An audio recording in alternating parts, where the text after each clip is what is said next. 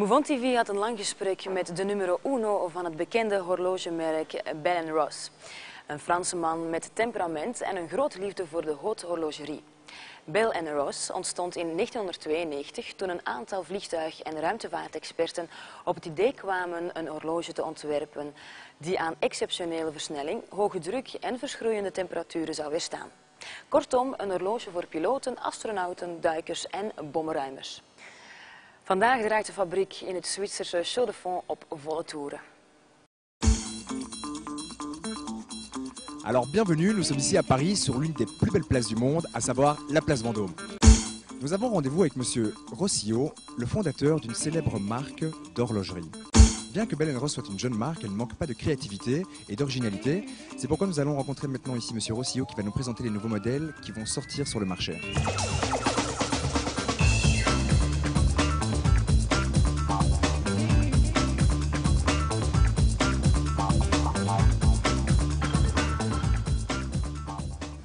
Alors bonjour monsieur Rossillot, donc vous êtes le PDG d'une très belle marque de montres. Vous n'étiez pas spécialement prédestiné à rentrer dans le monde de l'horlogerie, mais vous pouvez un peu nous expliquer qui vous êtes et comment vous avez atterri dans ce monde un peu particulier. Je pense que la meilleure façon d'entrer dans un secteur, comme celui de l'horlogerie, de façon générale, dans tout secteur, c'est d'être passionné. Moi j'étais collectionneur de montres et donc j'ai eu la chance de continuer à m'amuser, continuer à cultiver ma passion, mais le faire d'une façon professionnelle. Donc en fait, je pense que bien au contraire, j'étais peut-être prédestiné, mais j'ai réussi à cultiver ma passion et à la préserver, ce qui est le plus important. Et donc en fait le nom laisse un peu deviner la réponse à ma prochaine question, c'est-à-dire qu'il y a une belle histoire qui se cache derrière le nom de Bell & Ross. Est-ce que vous pouvez un peu nous parler de cette histoire qui se cache derrière ce nom? On a essayé, dans une optique assez rationnelle, de voir tous les noms possibles. On y a passé 3 mois, on a trouvé une centaine de noms, et finalement on est revenu aux noms qui correspondent effectivement au Bell & Ross, c'est-à-dire à l'aspect des créateurs, et puis surtout qui pour nous était d'un point de vue symbolique et d'un point de vue des signes était très important. Pourquoi? Parce que quand vous regardez en fait le logo Bell & Ross, vous apercevez que ça symbolise une montre avec la boucle, le bracelet, la montre au milieu. Eh bien, cette esperluette symbolise en fait quelque chose qui est fondamental dans notre marque, c'est-à-dire l'union des compétences. Lorsque nous avons donc démarré cette aventure, dès le départ, nous avons souhaité réunir 4 compétences. Des designers, des ingénieurs, des maîtres horlogers et des professionnels.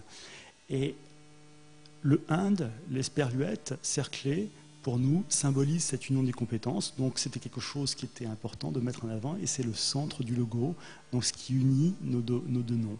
Voilà. Et quelles sont les valeurs et les spécificités de la marque Bell & Ross par rapport à toutes les autres marques sur l'ensemble du marché?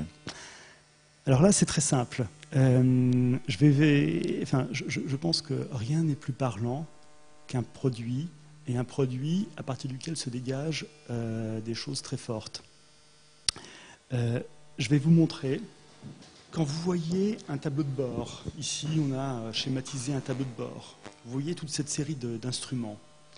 Eh bien, une des valeurs clés chez Bell & Ross, dans notre conception de l'horlogerie, c'est la lisibilité. La lisibilité que vous trouvez donc sur ces instruments de bord, c'est le premier critère. Ça veut dire que vous fassiez des instruments de bord qui est en fait l'origine de notre métier ou des montres que l'on peut porter, la lisibilité est le tout premier critère. Après, nous avons 4 autres principes que vous retrouvez quand vous faites des montres à vocation professionnelle. Donc, la lisibilité, la précision, la fonctionnalité, c'est-à-dire que chaque montre répond à un certain type d'utilisation, et la fiabilité, qui est largement guidée par l'étanchéité, c'est-à-dire pouvoir compter sur sa montre sans problème. C'est une marque qui est quand même assez masculine dans sa philosophie. Est-ce que vous avez aussi des modèles pour femmes? Écoutez, si vous tournez sur votre gauche, vous verrez qu'effectivement les femmes peuvent très bien porter. D'ailleurs, le paradoxe aujourd'hui, c'est que certaines femmes portent des montres. Moi, je porte une montre qui n'est pas forcément la plus grosse. Et quand je vois la taille des montres portées par certaines femmes, je suis toujours surpris.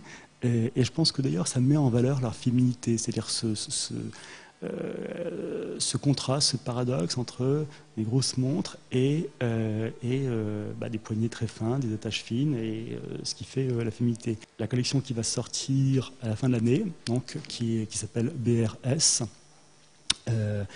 va justement dans ce sens. C'est-à-dire qu'il y aura toute une série de modèles qui seront pour hommes, mais il y en aura certains qui, à travers le choix des matières, je pense, sera destiné aux femmes, notamment à travers l'utilisation de la céramique blanche, la céramique noire, des diamants. Je pense que ce qui est intéressant dans l'approche qu'on a eue, quand vous partez finalement de cet instrument de bord et que vous voyez l'évolution à travers la BR01, qui était cette montre instrumentale grosse qui peut redevenir un instrument de bord d'ailleurs. Vous voyez l'évolution après à travers la BR03 qui est donc celle que je porte, c'est-à-dire le même design mais un peu plus petit. Et puis aujourd'hui, la sortie de la BRS, S comme small, S comme spécial, S comme slim, c'est à vous de choisir. À travers la BRS, où on voit cette évolution, on voit la cohérence de notre approche, c'est-à-dire qu'on est toujours dans l'instrument de bord, mais après, vous êtes dans un instrument qui est à l'origine un instrument de bord et qui se décline, qui reste soit très fidèle à l'instrumentation de bord, soit qui se décline de façon luxueuse, de façon féminine, de façon amusante avec des couleurs, ou de façon totalement dans le monde des complications. Je pourrais vous parler tout à l'heure de la BR01 tourbillon ou de la grand minuteur tourbillon, qui est une des complications, une des plus grosses complications qu'on puisse faire aujourd'hui, mais sur une base d'un instrument de bord. J'ai cru comprendre que vous tentiez en tout cas à vous diriger vers de plus en plus de complexité. Et est-ce que c'est vrai que vous allez donc entrer dans la haute horlogerie ? Pour moi, une grosse complication est très intéressante d'un point de vue horloger, pour autant qu'on ne s'y perde pas dans la lecture de l'heure. Très important. Ça veut dire quoi? Ça veut dire que quand on aborde l'horlogerie, de la haute horlogerie, toutes nos complications doivent rester lisibles. Et forcément, plus vous rajoutez des informations sur un cadran, plus ça devient complexe à lire. Donc pour ça, il faut faire un travail qui est énorme sur le design du cadran et après sur toute l'ingénierie qu'il y a derrière pour arriver à faire que vous rajoutez des informations sans perdre en lisibilité. On peut prendre un exemple à travers la grande minuteur ou le tourbillon.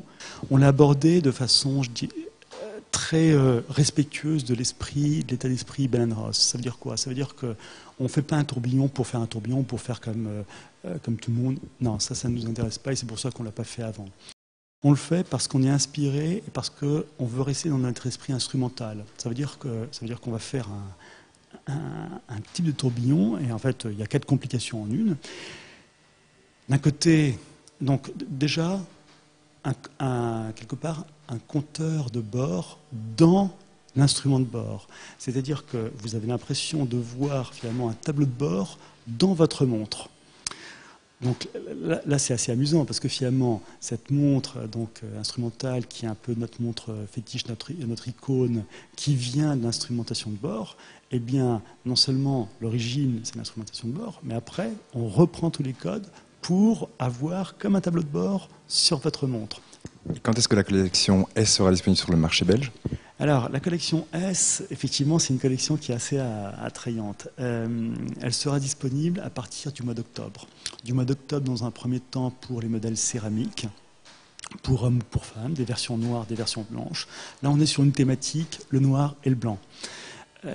Et puis, à partir du mois de novembre, les versions luxe, uniquement en or, sur des mouvements mécaniques manuels qui donnent la finesse à cette montre et toute l'élégance. Donc on reste dans des codes instrumentaux.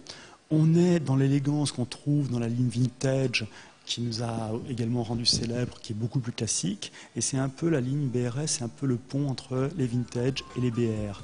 L'élégance de la vintage, la force, la puissance de la BR. Tout ça allié dans une montre très fine, très élégante.